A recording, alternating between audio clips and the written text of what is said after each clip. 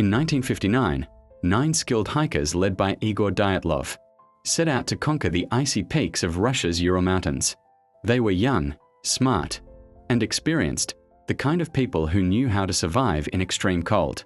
But just days into their journey, something went terribly wrong. When the group failed to return, rescuers searched the mountains 4 weeks before uncovering a scene that still haunts investigators to this day.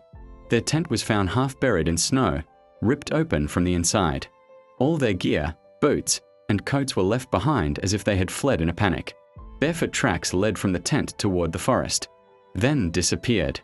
The first bodies were found under a large cedar tree, barefoot and dressed only in underwear, as though they'd tried to build a fire before freezing to death. 3 more were found scattered between the forest and the camp, appearing to have collapsed while trying to return. Months later, searchers discovered the remaining 4 buried deep in a ravine, and these were the most horrifying of all. 1 had a shattered skull, 2 had crushed ribs, and 1 woman was missing her eyes and tongue. There were no signs of an attack, no footprints from anyone else, and eerily, some of their clothes contained traces of radiation. The Soviet authorities quickly closed the investigation, calling it a mystery accident. But that only fueled more questions. What could have caused 9 trained hikers to flee barefoot into a blizzard? Over the decades, theories have spiraled, everything from avalanches and secret military experiments, to infrasound waves, escaped prisoners, and even alien encounters. Locals reported strange lights in the sky the night the hikers died, glowing orbs, drifting above the peaks.